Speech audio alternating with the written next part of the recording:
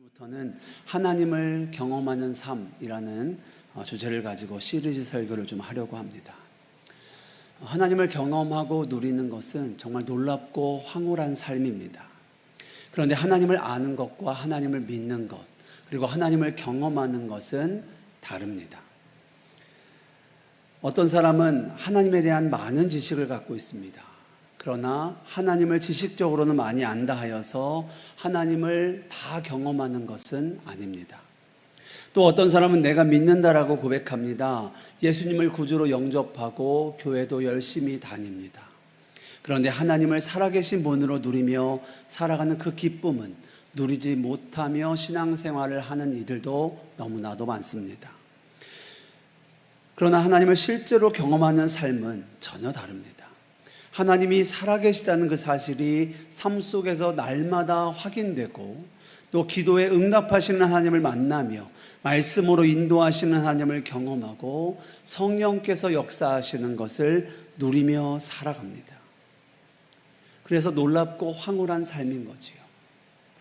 모태신앙이었던 저는 예수님을 믿는 것은 곧 교회를 다니는 것이다 생각했습니다. 그런 제가 예수님을 정말로 믿게 된 것은 나중에 청년이 되어 예수님을 인격적으로 영접하였을 그때입니다.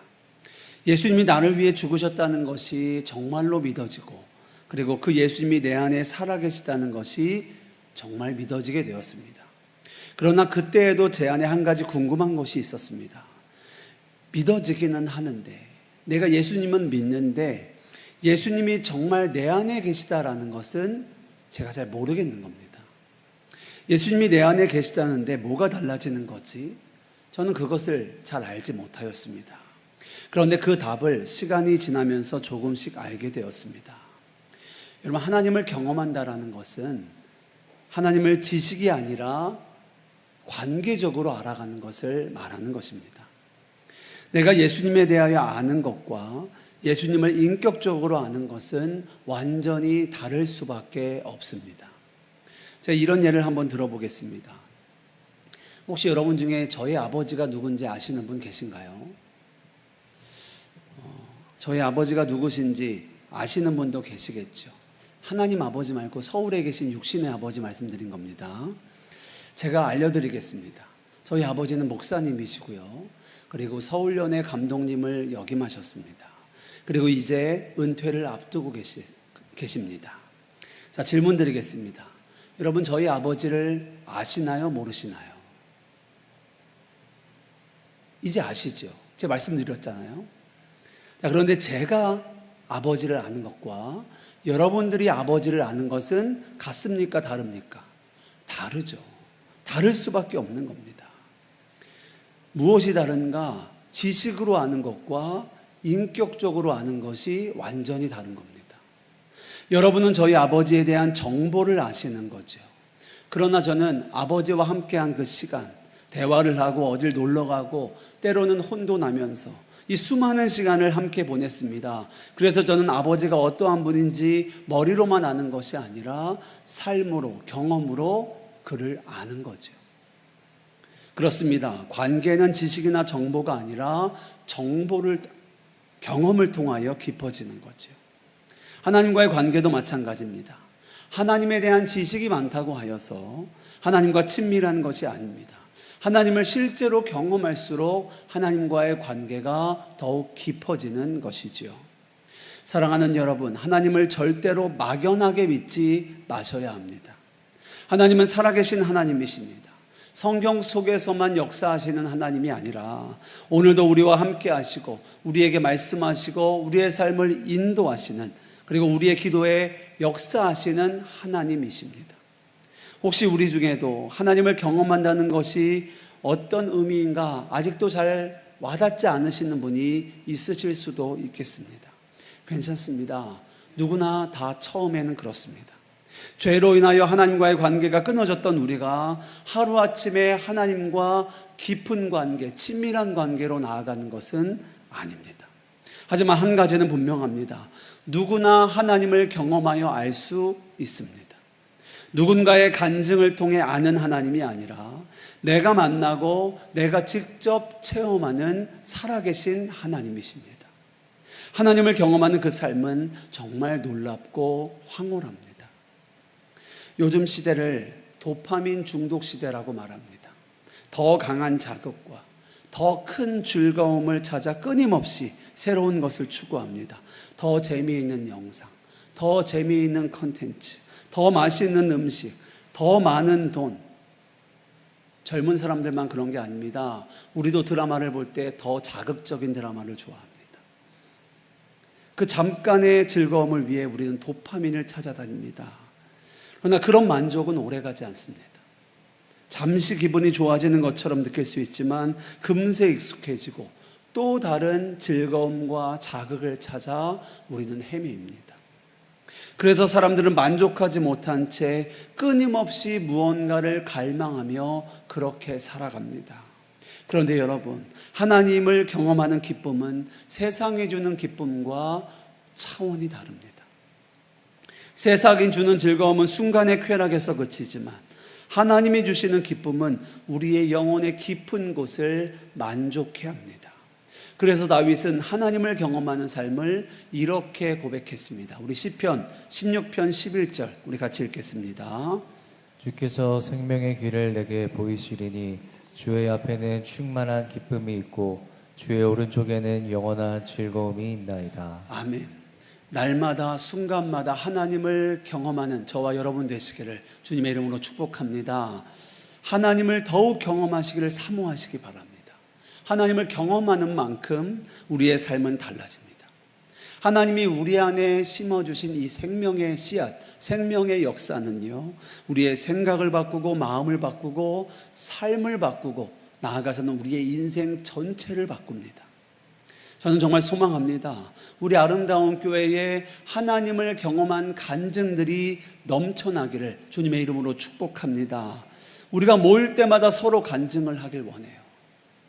내가 만난 예수님을 자랑하는 거예요. 우리가 다른 어떤 것을 자랑할 것이 아니라 내가 어떤 맛있는 거 먹었다고, 내가 어떤 기쁜 일이 있다고 세상적인 것을 말하는 것이 아니라 하나님이 허락하신 기쁨, 하나님이 허락하신 감사, 하나님을 경험한 간증들이 넘쳐나는 겁니다. 얼마나 은혜롭습니까? 얼마나 놀랍겠습니까? 우리가 모일 때마다 서로 간증하고 지난주에 하나님이 이렇게 역사하셨습니다. 제가 이런 기도를 하였는데 하나님이 이렇게 응답하셨습니다. 이런 간증들이 넘쳐나는 셀 모임, 선교회 모임, 얼마나 능력 있습니까? 바라기는 이번 말씀 시리즈를 통해 우리 모두가 하나님을 더욱 깊이 경험하고 하나님의 살아계심을 날마다 경험하고 간증하는 저와 여러분 되시기를 주님의 이름으로 축복합니다. 오늘은 하나님을 경험하는 삶이라는 시리즈 설교 첫 번째, 하나님을 사랑하라 라는 제목으로 말씀을 나누겠습니다. 오늘 본문에 보면 한 율법사가 예수님께 질문합니다. 선생님, 율법 중에서 어느 계명이 가장 크니까? 라고 묻지요. 당시 유대인들에게 이것은 매우 중요한 질문입니다. 유대인들은 율법을 613개로 구분했습니다. 그리고 그 많은 계명 가운데 어느 계명이 정말 중요한지를 놓고 수많은 논쟁들이 있었습니다. 그래서 이 질문은 단순한 궁금증이 아니었습니다. 예수님을 시험하고 곤란하게 만들기 위한 그런 질문이었죠.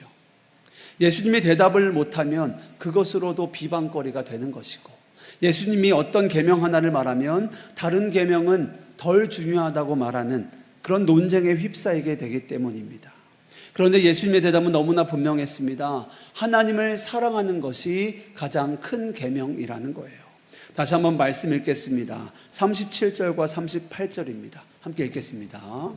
예수께서 이르시되 내 마음을 다하고 목숨을 다하고 뜻을 다하여 주 너의 하나님을 사랑하라 하셨으니 이것이 크고 첫째 되는 계명이요. 아멘. 여기서 주목해야 할 것이 있습니다. 예수님은 하나님을 믿으라 말씀하지 않으시고 사랑하라 말씀하셨습니다. 왜 그러셨을까요? 그것은 하나님을 사랑하는 것이 하나님을 경험하는 삶의 시작이기 때문에 그렇습니다. 믿음은 하나님이 살아계시다는 사실을 믿는 것입니다. 그러나 사랑은요, 하나님과의 인격적인 관계 안으로 들어가는 것입니다. 하나님을 믿는 것에서 멈추는 것이 아니라 하나님을 사랑할 때 우리는 하나님을 더 깊이 알고 하나님과 더 친밀히 교제하며 살아계신 하나님을 우리의 삶 속에서 경험하게 되는 것이죠. 그리고 이것이 하나님이 우리를 창조하신 목적이기도 합니다. 하나님은 우리와 사랑의 관계를 맺기 위하여 우리를 창조하셨습니다.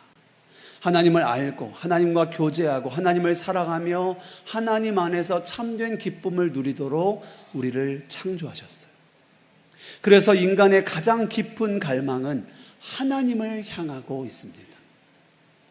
아무리 많은 것을 가지고 있어도 모든 사람의 마음 깊은 곳에는 채워지지 않는 빈 자리가 있습니다. 그 때문에 그 자리를 무엇으로 채워도 우리는 공허하고 갈급할 뿐이죠. 그럴 수밖에 없는 것이 당연합니다. 왜냐하면 그 자리는 오직 하나님만이 채우실 수 있는 자리이기 때문이죠. 자, 그렇다면 하나님을 사랑한다는 것이 구체적으로 무엇을 말하는가? 예수님은 세 가지 표현을 사용하셨습니다. 내 마음을 다하고 목숨을 다하고 뜻을 다하라 말씀하셨어요. 여기서 우리가 주목해야 할 단어가 있습니다. 한 단어가 반복되고 있는데요, 그것은 다하고라는 표현입니다. 적당히가 아닙니다. 일부가 아닙니다. 여유가 있을 때가 아닙니다. 마음을 다하고 목숨을 다하고 뜻을 다하여 하나님을 사랑하라 하시는 거예요. 왜 그렇습니까? 하나님은 우리의 일부가 아니라 전부를 원하시기 때문입니다. 그렇습니다. 그렇게 우리가 하나님께 우리의 전부를 드릴 때 우리는 하나님을 깊이 경험할 수 있게 되어집니다.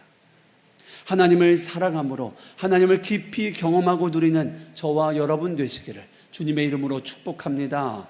자, 그럼 하나님을 어떻게 사랑하여야 하나님을 경험하는가? 세 가지를 구체적으로 하나씩 살펴보겠습니다. 첫 번째, 예수님은 마음을 다하여 하나님을 사랑하라 말씀하셨습니다. 성경에서 마음이라는 것은 단순한 감정만을 말하는 것이 아닙니다. 헬라어로 마음은 카르디아라고 말하는데 사람의 가장 중심, 존재의 중심을 말합니다. 즉 마음을 다해 하나님을 사랑한다는 것은 내 감정이 아니라 내 삶의 중심을 하나님께 드리는 것을 말하는 거예요. 우리는 때때로 하나님을 사랑한다 말하면서도 우리의 삶의 중심은 다른 데에 두고 있을 때가 너무나 많습니다. 예배는 하나님께 드리지만 결정은 내 생각대로 합니다. 기도는 하지만 마지막 판단과 결정은 내 경험과 내 계산을 더 의지합니다. 말씀은 듣지만 내 삶의 방향은 여전히 내가 주인 되어 정합니다. 이것은 마음을 다하는 사랑이 아닌 것입니다. 마음을 다하여 하나님을 사랑한다는 것은 내 삶의 한 부분으로 하나님을 두는 것이 아니라 내 삶의 중심에, 내 모든 삶의 중심에 하나님을 모시는 거예요. 그리고 그때에 우리는 하나님을 경험하는 것입니다. 여러분, 자동차를 운전하는 것을 한번 생각해 보십시오. 자동차에는 운전석도 있고 조수석도 있습니다. 내가 운전석에 앉아 있고 하나님이 내 옆에 앉아 계시다면 어떻게 될까요? 물론 옆에 앉으신 하나님께서 우리에게 말씀하여 주실 수 있습니다. 그 길로 가지 않는 것이 좋겠다고, 조금 천천히 가라고, 이리로 가라고 우리를 인도하실 수 있겠습니다. 그런데 문제는요, 듣는 것과 따르는 것은 여전히 내가 한다는 거예요. 운전석에 내가 앉아 있다면 여전히 결정은 내가 하고 운전은 내가 하는 거예요. 하나님의 말씀을 듣기는 하지만 마지막 결정은 내 생각대로, 내 뜻대로, 내 계획대로 하는 것입니다. 기도는 하지만 내가 원하는 길을 주장합니다. 이것은 하나님을 내 삶의 중심에 두는 것이 아닌 거예요. 여러분, 마음을 다하여 하나님을 사랑한다는 것은 내 삶의 운전대를 하나님께 드리는 것입니다. 내 인생의 방향을 하나님께 맡기는 거예요. 내 삶의 중심, 내 생각의 중심, 내 가치관의 중심, 내 선택의 중심에 하나님을 두는 것입니다. 바로 그때 우리는 하나님을 경험하게 됩니다. 기도할 때 응답하시는 하나님을 만나고 그 선택의 순간에 지혜를 주시는 하나님을 경험하게 됩니다. 어려움 가운데에서도 나를 붙드시고 인도하시는 그 하나님을 우리는 누리게 되는 거지요. 두 번째로 예수님은 목숨을 다하여 하나님을 사랑하라 말씀하셨습니다. 여기서 목숨이라는 단어는요, 헬라어로 푸시케라는 단어입니다. 생명이라는 뜻을 가지고 있는데요, 단순히 육체적인 생명만을 의미하는 것이 아니라 한 사람의 존재 자체, 삶 전체를 의미합니다. 그러므로 목숨을 다하여 하나님을 사랑한다는 것은 내 삶의 모든 영역을 하나님께 내어드리는 것을 말씀하는 거예요. 나의 시간도, 나의 물질도, 나의 가정도, 나의 자녀도, 나의 미래도, 나의 모든 것을 하나님께 드리는 것입니다. 이것이 목숨을 다하여 하나님을 사랑하는 거예요. 그런데 우리는 하나님을 사랑한다고 하면서도 나의 것과 하나님의 것을 나누어 생각할 때가 너무나 많습니다. 주일에는 하나님을 찾지만 평일에는 여전히 나의 시간입니다. 기도할 때는 하나님을 붙들지만 삶에서는 여전히 내가 결정하고 내가 선택합니다. 하나님께 헌금을 드릴 때도 내 것과 하나님의 것을 나누어서 드립니다. 그러면서 우리는 하나님께 맡긴다, 드린다 하지만 우리는 목숨을 다하여 하나님을 사랑하지 않는 거예요. 또 한 가지는 우리는 하나님께 모든 걸 맡긴다, 드린다 하면서도 막상 전부를 드리기는 주저할 때가 너무나 많습니다. 왜냐하면 우리 안에 염려가 찾아오고 두려움이 찾아오기 때문에 그렇습니다. 마치 죽음의 공포와도 같습니다. 이것마저 내려놓으면, 이것마저 하나님께 드리고 나면 괜찮은가? 난 어떻게 되는 거지? 라는 생각이 우리의 마음에 계속하여 찾아오는 거죠. 이상한 것이 아닙니다. 당연한 일입니다. 우리의 죄된 본성은 내가 내 삶의 주인이고 싶어 하기 때문에 그렇습니다. 내가 결정하고, 내가 선택하고, 내가 통제하고, 내가 원하는 것을 내가 누리며 살기를 원하는 죄된 본성이 우리 안에 있다라는 거죠. 그래서 우리에게 필요한 것이 자기 부인입니다. 예수님께서도 말씀하셨습니다. 자기 부인이 없이는 주님을 경험할 수 없다는 거예요. 마태복음 16장 24절 우리 같이 읽겠습니다. 이에 예수께서 제자들에게 이르시되 누구든지 나를 따라오려거든 자기를 부인하고 자기 십자가를 지고 나를 따를 것이니라. 아멘. 사랑하는 성도 여러분, 예수님을 따른다는 것은 단순히 교회를 다닌다는 것이 아닙니다. 예수님을 내 삶의 한 부분 정도로 받아들이는 것도 아닙니다. 나는 죽고 예수로 사는 거예요. 내가 살아있고 예수님을 믿는 게 아닙니다. 나는 죽고 예수로 사는 거예요. 예수님을 내 삶의 왕으로 모시고 나의 전부를 하나님께 내어드리고 주님과 동행하는 것입니다. 이것이 성경에서 말하는 자기 부인입니다. 내 인생의 주인은 내가 아니라 하나님이심을 인정하며 자기를 부인하며 주님을 따르는 거예요. 우리는 자기 부인을 두려워합니다.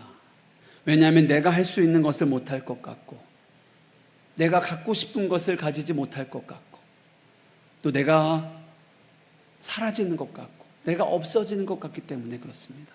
모든 것을 잃어버리는 것 같은 거예요. 내 꿈을 내려놓으면 실패할 것 같고, 내 계획을 내려놓으면 불안할 것 같은 겁니다. 그러나 성경은 정반대로 말합니다. 내가 붙들 때보다 하나님께 맡길 때 우리는 살아계신 하나님을 경험하게 됩니다. 베드로를 보십시오.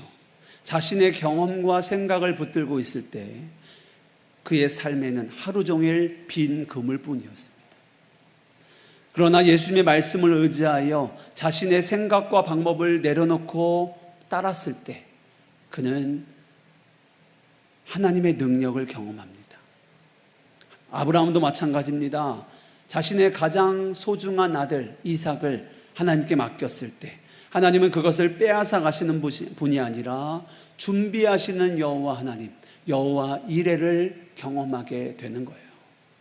사랑하는 성도 여러분, 목숨을 다해 하나님을 사랑하는 것이 하나님을 풍성하게 경험하는 생명의 통로인 줄 믿습니다. 내가 내 삶의 주인 되어 살 때에는 내 힘으로 모든 것을 책임져야만 합니다. 그러나 하나님이 내 삶의 주인이 되시면 하나님이 책임지시는 삶을 살게 되는 거예요. 하나님이 책임지시는 인생, 이 얼마나 놀랍고 황홀합니까? 마지막으로 예수님은 뜻을 다하여 하나님을 사랑하라 말씀하십니다. 여기서 뜻이라는 단어는 헬라어로 디아노니아라는 단어입니다.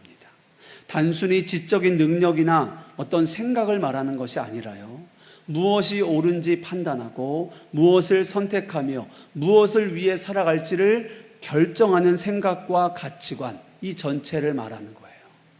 그러므로 뜻을 다하여 하나님을 사랑한다는 것은 내 생각과 판단, 가치관까지 다 하나님께 내어드리는 것을 말하는 겁니다. 내가 원하는 것을 이루기 위하여 하나님을 찾는 것이 아니라 하나님이 원하시는 것을 내가 따르는 것입니다. 이것이 뜻을 다하여 하나님을 사랑하는 거예요.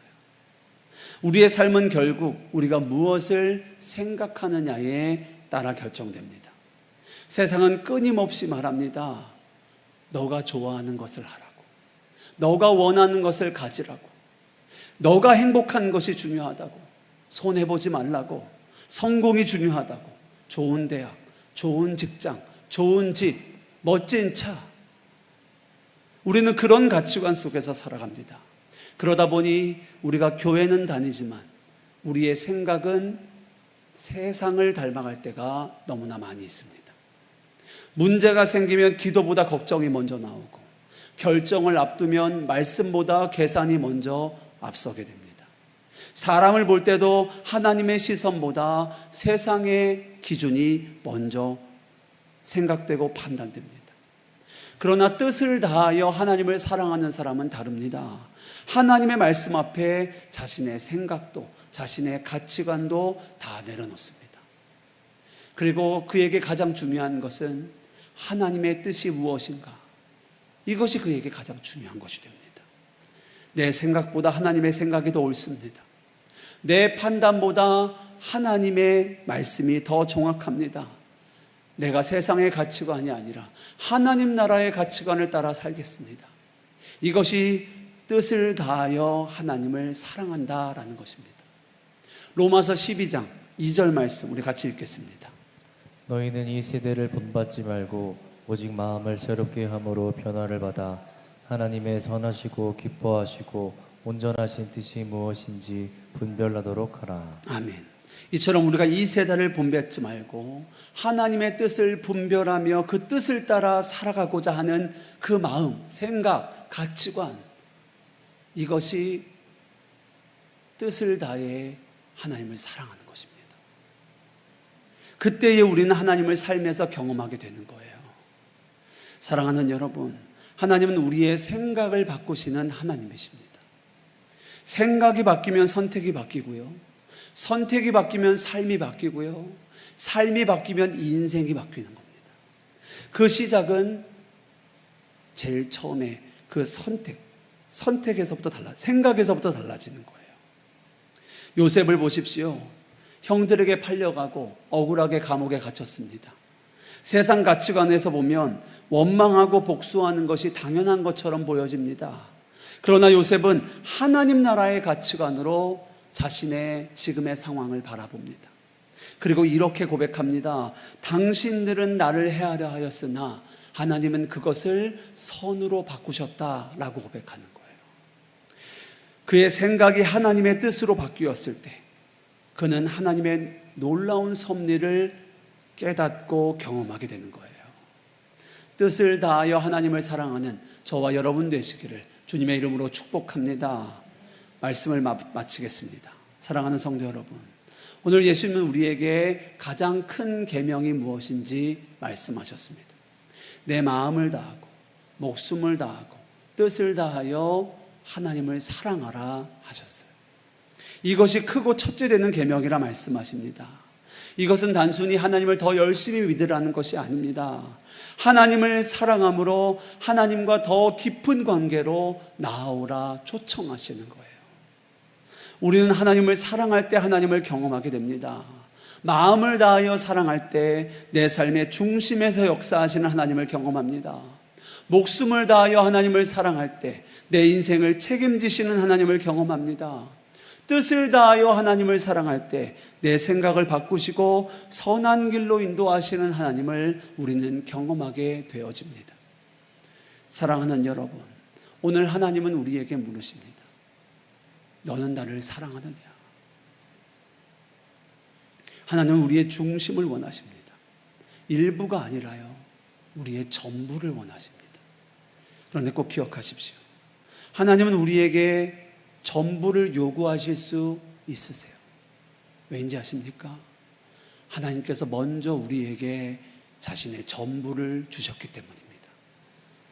독생자 예수 그리스도를 아낌없이 내어주셨고 십자가에서 자기 생명까지 내어주심으로 우리를 먼저 사랑하셨습니다.